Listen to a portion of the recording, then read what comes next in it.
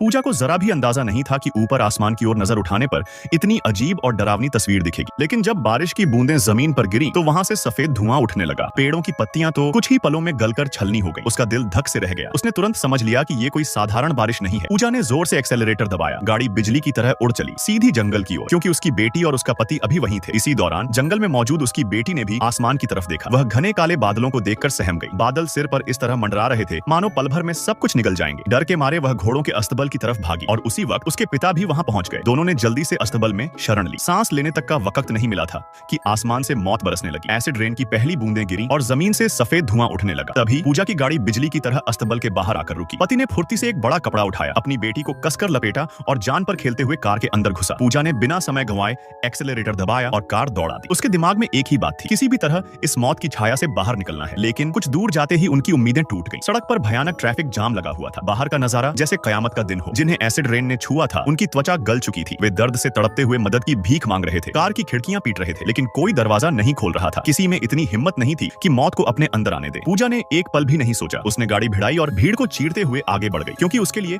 अपनी बेटी और पति की जान सबसे ज्यादा जरूरी थी। थोड़ी देर बाद बादल छंट गए, लेकिन पीछे रह गई एक तबाह दुनिया। उनकी गाड़ी भी एसिड रेन से बुरी तरह गल चुकी थी। अब मजबूरी में उन्हें गाड़ी सड़क किनारे छोड़नी पड़ी और पैदल सफर जारी रखना पड़ा। किस्मत से उन्हें सड़क किनारे एक पुरानी फैक्ट्री दिखी। अंदर सन्नाटा था, डरावना माहौल था, लेकिन कम से कम यह जगह रात भर के लिए सुरक्षित थी। सुबह होते ही वे फिर निकल पड़े एक सुरक्षित जगह की तलाश में। रास्ते में और लोग उनके साथ जुड़ते गए। धीरे धीरे एक लंबा कारवां बन गया। सबका बस एक सपना था, कहीं तो ऐसा ठिकाना मिले जहां मौत न हो। लेकिन जल्द ही उनकी उम्मीदें फिर टूट गईं। वे एक बड़े पुल पर आकर रुक गए। पुल पर सख्त चेकिंग थी। लोगों को धीरे धीरे पार करने दिया जा रहा था, मगर पीछे की भीड़ इतनी थी कि सब धक्का देने लगे। अफरा तफरी मच गई और इस भगदड़ में पूजा, उसका पति और बेटी तीनों एक दूसरे से बिछड़ गए। पूजा भीड़ के धक्कों से आगे निकल गई। वह रोते हुए मुड़ना चाहती थी, पर गार्ड ने उसे रोका। वह मजबूरन पुल पर कदम रखती है। तभी उसकी नजर सामने जाती है और उसका खून जम जाता है। वह देखती है पुल टूट रहा है, विशाल कंक्रीट के टुकड़े नीचे गिर रहे हैं और मौत फिर से सामने खड़ी है।